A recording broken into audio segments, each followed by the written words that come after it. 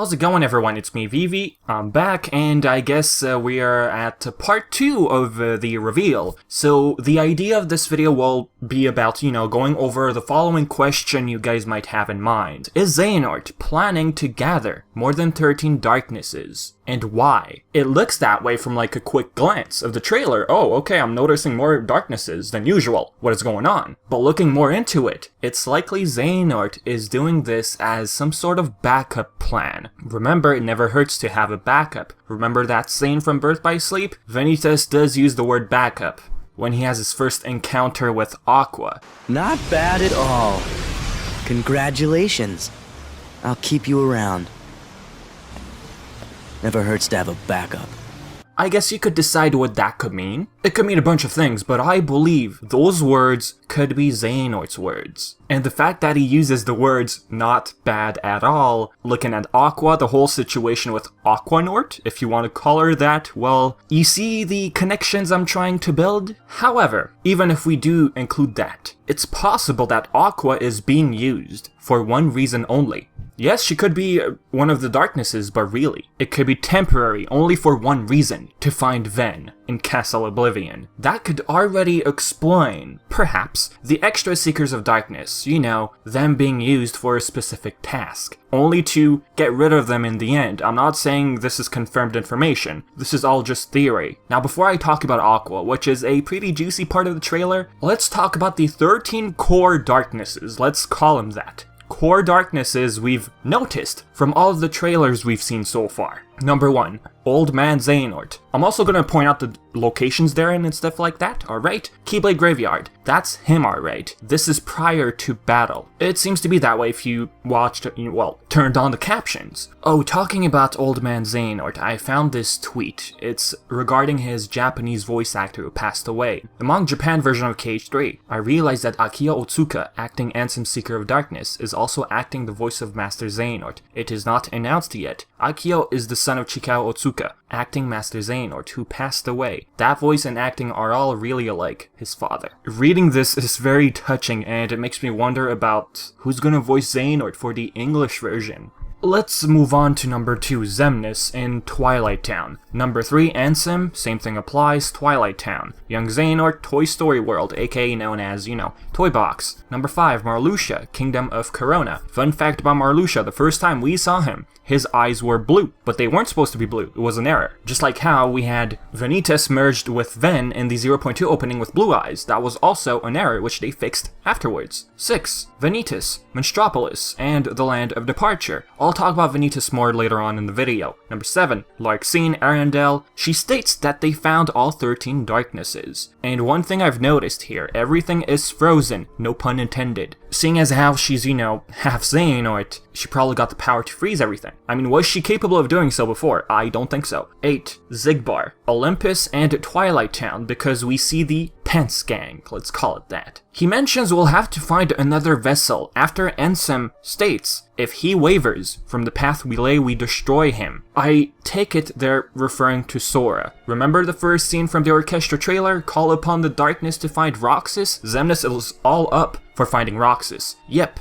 They still had eyes on Sora. Also, Sora and the gang will be visiting Data Twilight Town, judging from this scene right here. Ansem did bring up Data Twilight Town in another trailer, so they are going to visit that place. Larxene saying we found all 13 darknesses. It could involve Sora, who's completely unaware, who's yet to become Norded. You probably think that word is funny, Norded, but it's a shortcut, okay?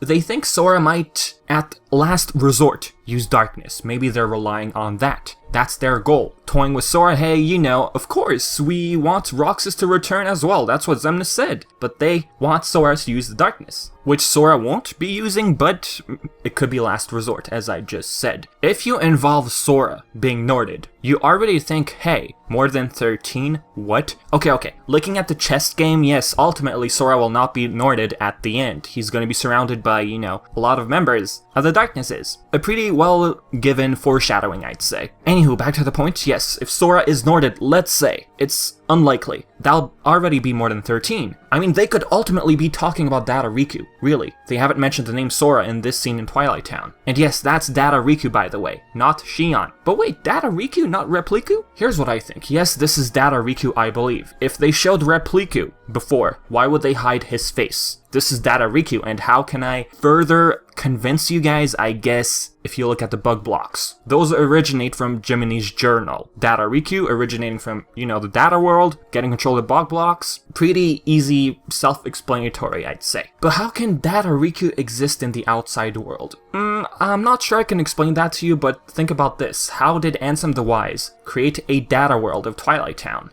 Everything in physical form, interacting with data characters. If Ansem can do that, then Data Riku found his way outside in the outside world. As for Roxas, yes, Roxas is shown at the end of the trailer. And yes, the Oblivion and the Oathkeeper you can notice. That's a pretty telltale sign that's Roxas. Why is he wearing his organization robe? To, use the Corridors of Darkness? Look at Lee, yes, he's not part of the 13 Darknesses and yet he's still using the robe. Talking about Roxas, if this really is the real Roxas, which I'll talk about more later on in the video, there's a problem maybe? I'm not going to say what it is, as I said I'm going to explain it later on, but this could be Data Roxas, seeing as how Data Riku made it outside. So this could be Data Roxas we're looking at. Okay, as for the area here, it could be the ruins of Daybreak Town, but I want to know what you guys think. We can't really tell. There's a lot of dust, a lot of old walls, structures, we can tell. I mean, this could be a new original world altogether. This is not the mansion in Twilight Town. It doesn't look anything like it. Notice I'm not including Roxas on this list of 13 Darknesses. We haven't seen his face yet. We don't even know if he got Norded,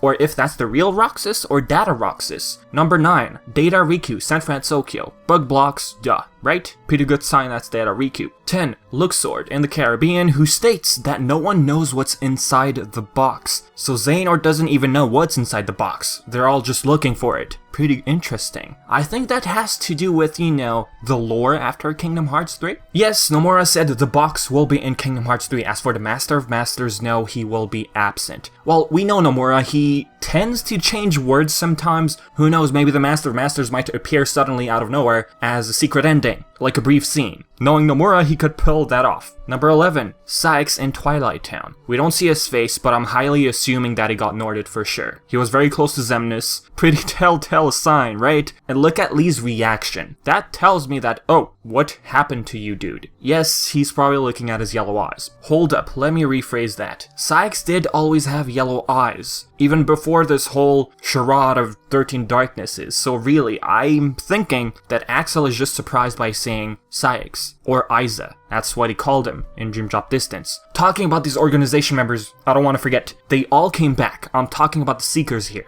Got turned into nobodies again. For what reason? To start fresh. Yes, nobodies can grow hearts, but starting off with an empty shell, I guess, is much easier to possess. Something I've brought up time and time again. The state of one's heart can depict the control Xehanort has over someone. Like, you're growing your heart, but at the same time you have a fragment of Xehanort's heart. So depending on the state of your heart, you can either have more control of yourself or less. And Aqua Nord being an example, which I will talk about eventually in the video. Some are saying will is involved. If you're willing to accept part of Xehanort, then you get white hair, but I'm not too sure about that. To me, having white hair along with yellow eyes, knowing that a fragment of Xehanort is within you, then that tells me he has a stronger hold over you. It's not necessarily a question of being willing to accept Xehanort, but it's still interesting what you guys brought up. 12, Demyx. Okay, really? I would have thought he would have been like last resort. He's definitely got yellow eyes. Okay, who is he holding in this scene? I really can't tell. He brought this person from the Dark Corridor. I don't think that's Ansem the Wise. We do see Ansem the Wise, by the way, consoling his student Ienzo. The blanket reminds us of that blanket Xehanort wrapped Ven in when Vanitas was created. Is it Ven? Did he steal Ven from, the restored land of departure? Why is he using that blanket still? What do you guys think? And about Ansem the Wise, how did he escape? Unless, of course, he succumbed to the darkness again. That's how he originally escaped the realm of darkness, accepting it, creating corridors of darkness. I wonder how he did it this time. 13, Vexen. Again, seriously, Vexen? that whole thing with the voice actor being like, no, I haven't been contacted, I don't know what, it's all part of NDA. Just like the whole situation we just got with Jesse McCartney. He says he hasn't been contacted, but really there's a thing called NDA. And plus, Rapunzel's English voice isn't even done, so I wouldn't worry about that. Okay, Demyx and Vexen in Radiant Garden, to me it looks like it. The structures, the plants in the back. They're having this casual talk, saying, oh yes, that was all his plan, referring to Xehanort perhaps? Remember, although they're Norded, they still have control of their own selves. It depends on the hold Xehanort has over you. So Vexen and Demyx, doing things behind Xehanort's back perhaps, could justify Xehanort wanting backup, aka more vessels, more than 13. On to the extra members. If we include Aqua, that's already 14. If we include Roxas being Norded, either data or real Roxas, that's 15. What about Terra Xehanort? We did see him, a slight glimpse. That makes it 16. And I'm guessing he's in the Keyblade Graveyard. Looking at the back, you do notice some rocky walls. Like seriously, you could replace Demyx by Terra Xehanort, correct? Terra Xehanort could be one of the core members, we just haven't seen his eyes yet. Here's what I'm thinking. Xehanort indeed needs 13 for the final clash. He's using some extras, for some tasks. In the end, he's gonna get rid of the useless ones. It's all backup. Hey, they said if Sora wavers, they're gonna destroy him. They could be talking about Data Riku, okay. Same could apply for Vexen and Demyx. If they're useless, they're just gonna get destroyed. And who knows, maybe they're gonna backstab Xehanort, do their own scheming. You see the pattern here? Yes, there's more than 13, but in the end, there will only be 13. Get rid of Demyx, we're already at 12. Xehanort can easily replace Demyx, for example, that's 13. It could be Vexen who gets destroyed. Replace him with Xehanort. You get it, at this point. Honestly, Demyx and Vexen, they could have picked Xexion at least. Sykes ordered Axel to get rid of him in 358 over 2 days out of, to keep it short, jealousy? Sykes had a feeling Xexion was next towards a higher seat in Organization 13, or higher rank call it, but Sykes wasn't a fan of that. If you consider that Xexion was getting closer to that higher seat, that means all of these unexpected members such as Demyx and Vexen, really, they're just being used. They're not going to be part of the core gang. They will easily get replaced. Data Riku could get replaced. Plus, can Roxas... Oh, the part I said before, talking about Roxas? Can Roxas or Data Roxas even coexist with Sora? Because remember, Roxas was sucking away Sora's memories, and that was problematic. When he entered Castle Oblivion in 358 over 2 days, he was close to Ven and Sora's heart. He just couldn't handle it. That was confirmed by Ultimania, by the way. But Data Roxas, he's a character made of data, so he could perhaps exist in the outside world. Next, let's talk about Aqua Nord. Yes, she had influence from Xehanort confirmed by Famitsu. I guess that's another way of saying yes, she was Norded. Some are theorizing, oh, she's turning into a Darkling, that Heartless we saw in Kingdom Hearts Union Cross. A Darkling, as I said in the box art video, it's a Heartless, a person who lost themselves to the darkness. Yellow eyes, red hands, dark skin, oh, that's gotta be a Darkling. Transformation process. Hold up, a Darkling is a Heartless. To become a Heartless, you lose your heart to the darkness, and poof, you become a Heartless. If you have a strong will, you create a nobody in human form. Here, Aqua doesn't look like she lost her heart. If she did, she would have looked pure Heartless. Xehanort got a hold of her, and thanks to the effect of the Dark Realm, it really took a toll on her, explaining the red hands, the dark skin. This scene, I guess, is when the possession happens, by the way. That look on her face, by the way, she's like tired of fighting. Or maybe she's just thinking of her next move, and looking at this Keyblade, it is the Keyblade Mickey is wielding in the box art. That does, to me, look like Starseeker merged with the Kingdom Key D. Here's what I think about this scene. This is not a flashback. This is restored Land of Departure in the present. We never had a scene like this with Vanitas on top of Ven's chair in the past, no. Oh, and by the way, Vanitas' dialogue here. He says brother to Ven. That just hits you right in the feels. Like calling him brother, like he was a creation from Ventus. Knowing he was supposed to merge with Ven to create the Keyblade, which was a complete failed plan. Calling him brother, I guess this connection, it has to do with that, but the dialogue is pretty sweet. Aqua gives up her Master Defender so that Xehanort doesn't find Ven. That key is needed, but not only that key, they need Aqua. Judging by what Erica said, only Aqua can solve the mysteries of Castle Oblivion. Sora finds the key on Destiny Islands. Yep, we got an extended scene finally, with Goofy on Destiny Islands. Would you look at that? Although Aqua Nord does not have the Master Defender in this scene, she knows where Castle Oblivion lies. Xehanort has a hold of her, possessing Aqua. Xehanort could have used her to find and restore the Land of Departure. Hey, change of plans maybe? Yes, Xehanort and DDD said to Mickey, and another one on your list belongs to me now. It could have been Aqua. His initial plan was to, have Aqua part of the 13 Darknesses, but plans change. Aqua Nord finds the castle. Somehow Sora gets involved due to finding the Master Defender. Yes, Sora must be in the equation. Aqua Nord quickly steals the Master Defender. This is the scenario I picture in my head. This scene, Sora dives in Ven's heart to awaken him most likely. We see this sequence, by the way, in the outside world even. Vanitas is provoking sleeping Ven. Notice the light shining. That's Ventus waking up. And this scene is very similar to that scene we had in Birth by Sleep. So no, guys, this doesn't look like a scene where Aqua is going through a Vanitas treatment. Who put up the barrier even? I'm guessing it's Aqua, most likely once she returned to herself, thanks to Sora. So guys, it's likely that Aqua was used for this one purpose only.